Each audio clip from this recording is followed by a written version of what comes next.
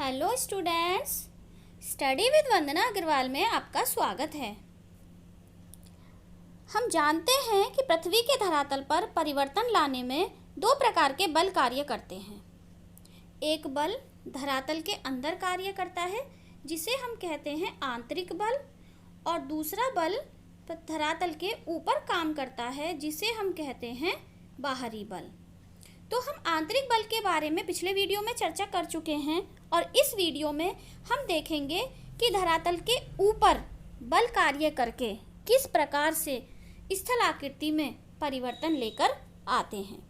तो आइए इसी के बारे में आज चर्चा करते हैं। तो अपक्षय और अपर्दन नामक दो प्रक्रम होते हैं जिसकी वजह से जो पृथ्वी है वो लगातार पृथ्वी की सतह लगातार विघटित होती रहती है। तो पृथ्वी की सतह पर सेलों के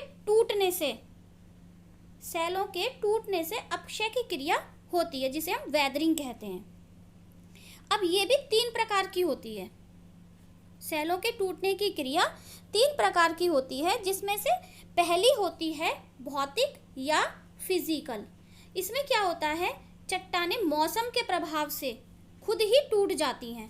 जैसे कि दिन में बहुत ज़्यादा गर्मी पड़ी और रात को ठंड हो गई, या फिर तापमान कम हुआ जिसके कारण वो सिकुड़ गई, जबकि दिन में वो फैल चुकी थी सूर्य की गर्मी से। तो ऐसे में चट्टानें धीरे धीरे कमज़ोर पड़ने लगती हैं और टूट जाती हैं। तो इस प्रकार जो हवा के प्रभाव से या फिर मौसम के प्रभाव से जो चट्टानों के टूटने की प्रक्रिया है उसे हम भौतिक अपक्षय कहते हैं। दूसरा जो प्रकार है वो है रासायनिक अपक्षय या केमिकल वेदरिंग। अब ये किस तरह से होता है, जैसे कि हम जानते हैं कि जो चट्टानें हैं उनमें अलग अलग प्रकार के खनिजों का मिश्रण पाया जाता है। अब क्या होता है कि जो पानी है, पानी के संपर्क में आने से इनमें परिवर्तन होता रहता है और रासायनिक प्रक्रिया से चट्टानें टूटने लगती हैं। इस परिवर्तन की क्रिया को रासायनिक अपक्षय या केमिकल वेदरिंग के नाम से जाना जाता है। जैसे वर्षा ऋतु में लोहे में जंग लग जाता है तो वो ठीक पानी के संपर्क में आने से ही होता है। तीसरा जो प्रकार है चेंज का, किसमें, पर्वतों में या चट्टानों में, वो है जैविक। जैविक का मतलब है बायोटिक वेदरिंग। अब ये किस प्रकार होता है, ये होता है पृथ्वी पर रहने वाले जीव जंतुओं और मानव की विभिन्न क्रियाओं के द्वारा। जैसे किसी जंतु ने बिल बना दिया या मनुष्य ने खाने खोद ली, सड़क बना दी, सुरंग बना दी। तो इस प्रकार जो चट्टानें हैं वो कमज़ोर हो जाती हैं और टूटने लगती हैं। तो इस प्रकार जो चट्टानें टूटती हैं तो उनको हम कहते हैं जैविक अपक्षय या बायोटिक वेदरिंग। दूसरा जो कारण है वो है अपर्दन। अपर्दन भी क्या है, जो जल, हवा और बर्फ के द्वारा होने वाला जो क्षय है या नुकसान है वही अपर्दन कहलाता है।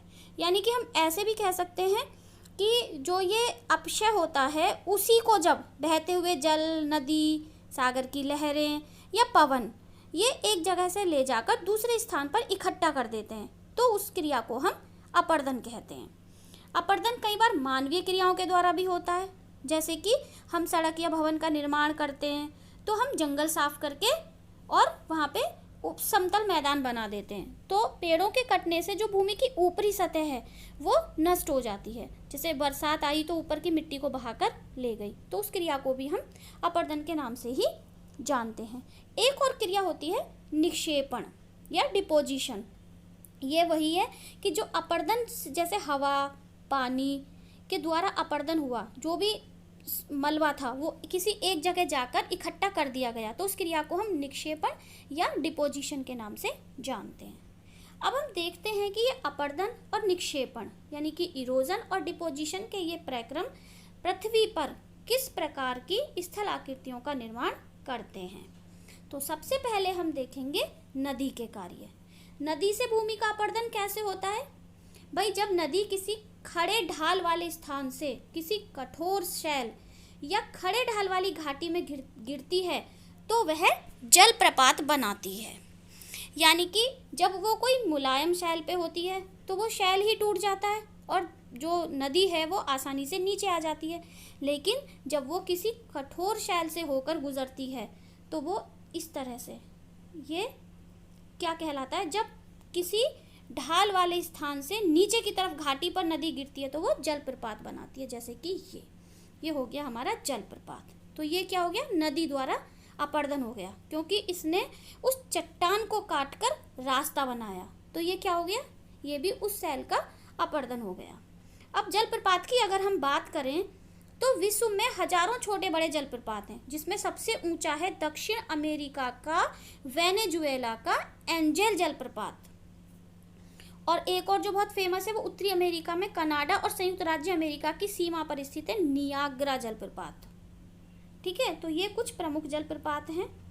अब हम बात करते हैं जब नदी मैदानी क्षेत्र में प्रवेश करती है, ये तो थी पहाड़ी क्षेत्र की बात। अब नदी आ गई हमारी मैदानी क्षेत्र में, तो मैदानी क्षेत्र में आने के बाद वह ऐसे मोड़दार उस पर बहने लगती है, ऐसे मोड़ पे बहने लगती है ना, तो उससे क्या होता है, ये ऐसे विसर्प बनाती है।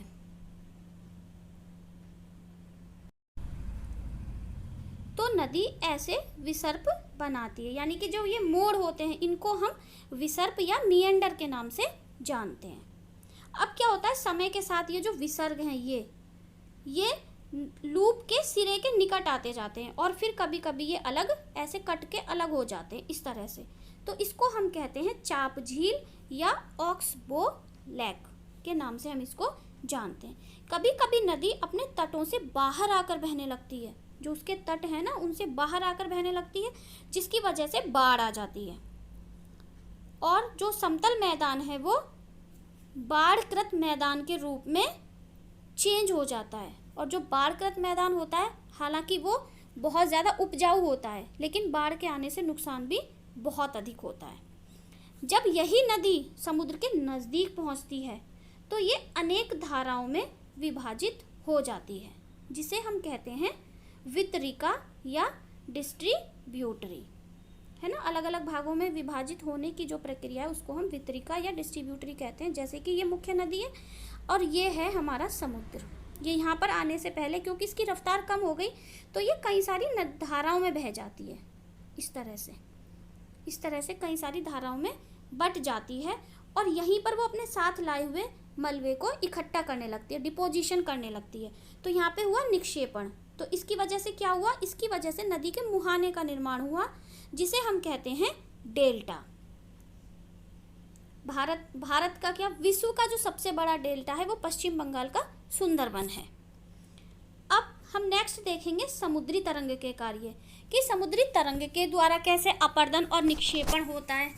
तो भाई समुद्र की तरंग जो है वो लगातार शैलों से टकराती रहती हैं, जिससे एक दरार विकसित हो जाती है, और समय के साथ साथ वह बड़ी और चौड़ी होती जाती है। ये है ना, ये ऐसे ऐसे एक दरार बनी, और फिर इस तरीके से छोटी दरार बनी, और समय के जिसको हम कहते हैं समुद्री गुफा, इसको हम समुद्री गुफा के नाम से जाते हैं। फिर बाद में क्या होता है कि इन गुफाओं के बड़े होते जाने पर इन पे केवल छत ही बचती है, यानी कि यहाँ पर क्या होता है, ये तटीय मेहराब बन जाते, सिर्फ इन पर ये छत रह जाती है ये। और फिर लगातार अपर्दन क्या करता है, छत को भी तोड़ देता है, और खाली ये दीवार रह जाती है, जिसे हम स्टैक के नाम से जानते हैं। हिमनद यानी कि जो ग्लेशियर होते हैं वो भी भाई क्या करते हैं, वो भी अपर्दन करते हैं। वो कैसे करते हैं, हिमनद जो होते हैं वो बर्फ की नदियाँ होती हैं, तो ये अपने नीचे की कठोर चट्टानों को और पत्थरों को अपर्दित कर देती हैं, जिसकी वजह से गहरे गर्तों का निर्माण होता है, यानी गड्ढों का। और पर्वतीय क्षेत्र में क्या होता है कि जब बर्फ पिघलती है तो उन गड्ढों में जल भर जाता है और वह सुंदर झील के रूप में बन जाते हैं। हिमनद के द्वारा जो लाए गए पदार्थ हैं, जैसे छोटे बड़े सैल या फिर रेत या तलछट, वो मिट्टी निक्षेपित होते हैं, यानी कि वो भी अपनी जो भी वो अपने साथ मलबा लाए उसको वहाँ पर इकट्ठा कर देते हैं, जिससे हिमनद हिमोड़ या मोरेन्स का निर्माण होता है। अब देखिए पवन के कार्य। हवा भी तो अपर्दन करती है, तो आपने रेगिस्तान देखा है, वहाँ पे क्या होता है, वहाँ पे सिर्फ रेत ही रेत होता है। तो रेगिस्तान में पवन अपर्दन और निक्षेपण का प्रमुख कारक है, यानी कि वो अपर्दन भी करती है, वो इरोजन भी करती है, और वो डिपोजिशन भी करती है। तो वहाँ पे आप छत्रक के आकार के शैल देख सकते हो, जैसे कि हमने देखा जो हमें यहाँ पर दिख रहा है, ये जो टीले हैं ना, ये रेत के टीले हैं जिन्हें हम सैंड ड्यून्स के नाम से जानते हैं, बालू के टिब्बे या सैंड ड्यून्स। अब क्या होता है कि जब हवा चलती है तो ये शेल के ऊपरी भाग की अपेक्षा निचले भाग को आसानी से काटती है। तो क्या होता है, तो कुछ इस तरह की आकृति बन जाती है जिसमें कि ऊपर तो यहाँ पे इस तरीके से खूब रेत के टीले होते हैं, लेकिन नीचे जो होता है, नीचे वो आधार तो उनका छोटा होता है लेकिन ऊपर वो चौड़ा होता है। तो वो एक मशरूम रॉक के जैसा आकृति बन जाती है जिसे हम छत्रक शैल के नाम से जानते हैं। तो इस तरीके से जो हवा है वो रेगिस्तान में अपर्दन और निक्षेपण दोनों का ही कार्य करती है। तो अब मुझे उम्मीद है कि आपको ये चैप्टर बहुत अच्छे से समझ में आ गया होगा, जिसमें हमने स्थल आकृति में जो परिवर्तन दो प्रकार से होता है, आंतरिक बल के द्वारा और बाहरी बल के द्वारा, उनके बारे में हमने विस्तार से चर्चा की। तो अगर आपको वीडियो पसंद आए तो इसे लाइक करें, और अगर आपको कुछ पूछना है, कोई चीज़ समझ में नहीं आई है, तो आप मुझे कमेंट कर सकते हैं। साथ ही अपने दोस्तों को शेयर करें और चैनल को सब्सक्राइब अवश्य करें। तो मिलते हैं नेक्स्ट वीडियो में। Thank you.